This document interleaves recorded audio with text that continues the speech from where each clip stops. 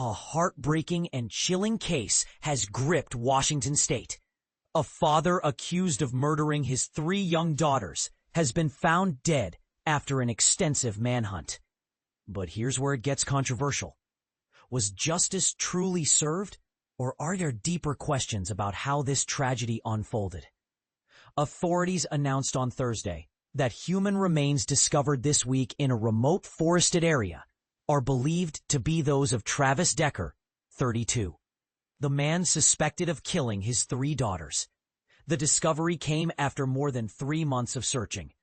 The remains were located south of Leavenworth, a small town in Chelan County, during a coordinated search effort, according to the sheriff's office.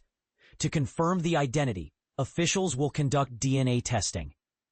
3 weeks into the search, law enforcement officials publicly expressed doubts about whether Decker, a military veteran and National Guardsman described by the local sheriff as an experienced outdoorsman, was still alive. They shifted resources to focus on finding his remains, acknowledging that the chances of him being alive were diminishing daily.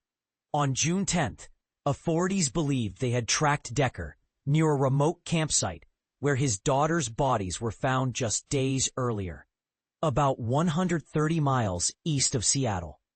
The Chelan County Sheriff's Office reported that a helicopter spotted a man matching Decker's description after a hiking group alerted them to someone who seemed ill-prepared for the trail and weather conditions, and appeared to be deliberately avoiding contact with others.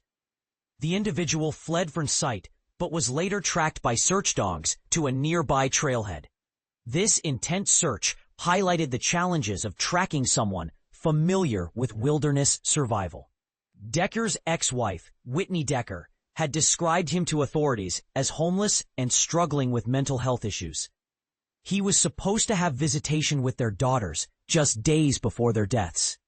When he failed to return the girls and could not be reached by phone, Whitney filed a missing persons report with Wenatchee police, sparking a search that extended through the weekend. Tragically, Evelyn, 8, Peyton, 9, and Olivia Decker, 5, were found deceased on June 2nd near a campground where Travis Decker's white pickup truck was also discovered, according to a Wenatchee police detective's affidavit supporting an arrest warrant. The girls had been restrained with zip ties and had plastic bags placed over their heads. A preliminary examination suggested they died from asphyxiation. The affidavit also noted 2 bloody handprints on the tailgate of Decker's abandoned pickup truck, adding a grim detail to the case. Whitney and Travis Decker had been married for 7 years before divorcing several years ago. Whitney told investigators that Travis had previously been consistent in communicating about their children and returning them as scheduled. A parenting plan, effective since September 2024, required Travis to undergo mental health treatment and domestic violence anger management counseling.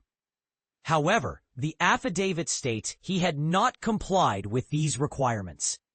In fact, Travis refused to sign the parenting plan altogether. In the aftermath of this tragedy, Whitney Decker publicly called for reforms to the Amber Alert system, which sends emergency notifications to all cell phones in areas where children are reported missing. Local police had requested an Amber Alert the Friday before the girls were found, but the agency managing the program in Washington state declined, citing strict criteria set by the U.S. Justice Department. Instead, a different alert was issued the following Saturday, which officials claimed provided similar public notification and outreach. This decision has sparked debate. Could an earlier Amber Alert have changed the outcome? Was the system's criteria too rigid in this heartbreaking case? Whitney Decker's call for change highlights a critical conversation about how missing children cases are handled. Whitney spoke publicly about her daughter's deaths for the first time in late June, addressing a crowd of thousands of mourners.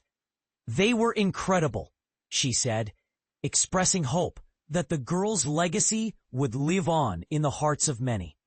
This tragic story raises difficult questions about mental health, the effectiveness of child protection systems, and how communities respond to such devastating events.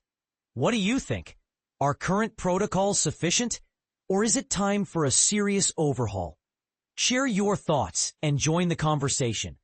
Reported by Tim Stello, Matt Lavietes, and Eric Watson for NBC News.